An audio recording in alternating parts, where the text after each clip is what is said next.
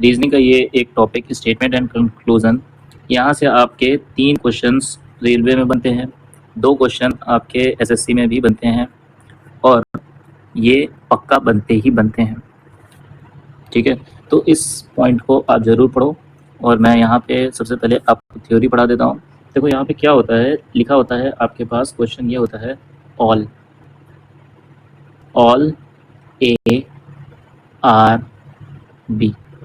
All A are B, इसका मतलब क्या हुआ, सभी ए बी हैं, तो ऑल ए आर बी। इसका डायग्राम कुछ इस तरीके का बनेगा।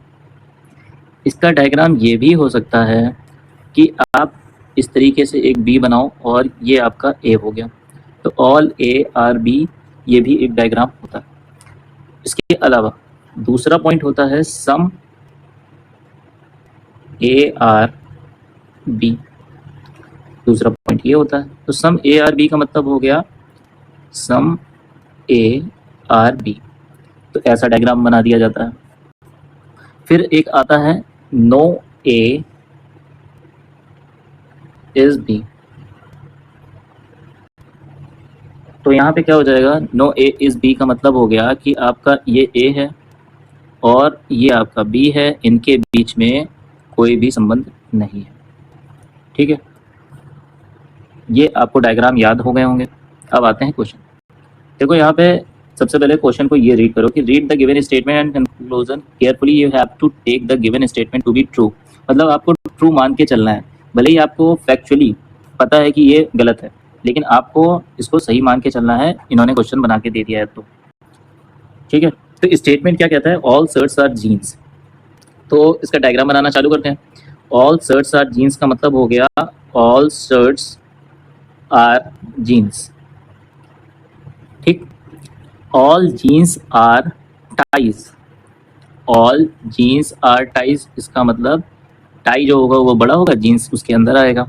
नो टाई इज वॉच, तो वॉच को आपने यहाँ पे बना दिया और इनके बीच में संबंध आपने क्या दिखा दिया, क्रॉस का। यहाँ तक आपका बात सही। अब आ जाते हैं कंक्लूजन पे। इस डायग्राम को देख करके आपको कंक्लूजन को कंक्लूड करना है। ऑल शर्ट्स आर टाई, क्या सभी के सभी शर्ट टाई हैं? हाँ, all shirts are tie. Yes, पहला स्टेटमेंट आपका सही निकल गया। दूसरा स्टेटमेंट क्या कहता है, no jeans is a watch. हाँ, ये बात भी सही निकल गई। तो आपका मतलब ये है कि दोनों कंक्लूजन क्या हुए, सही निकल गए। इसका मतलब बोथ कंक्लूजन 1 and 2 फॉलोज। ये आपका ऑप्शन बी सही हो जाएगा। चलिए एक और क्वेश्चन देख लेते हैं। अब आपको ये क्वेश्चन नहीं पढ़ना है, केवल स्टेटमेंट पढ़ना है और कंक्लूजन को पढ़ना है और अपने आंसर को बताना है। देखिए, some pears are candle. Some pears are candle लीजिए, ये आपका पियर हो गया और ये आपका कैंडल बन गया सी से। ऑल फॉर्म्स आर कैंडल, तो मैंने फॉर्म्स को कुछ इस तरीके से बना दिया, ऑल फॉर्म्स आर कैंडल।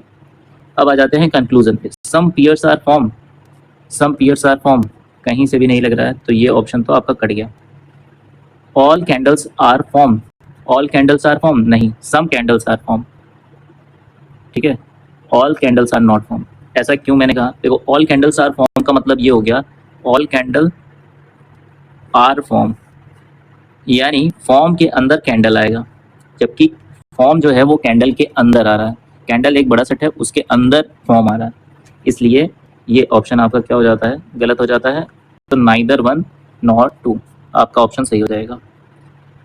चलिए एक और क्वेश्चन कर लेते हैं जब आपको आ गया है तो।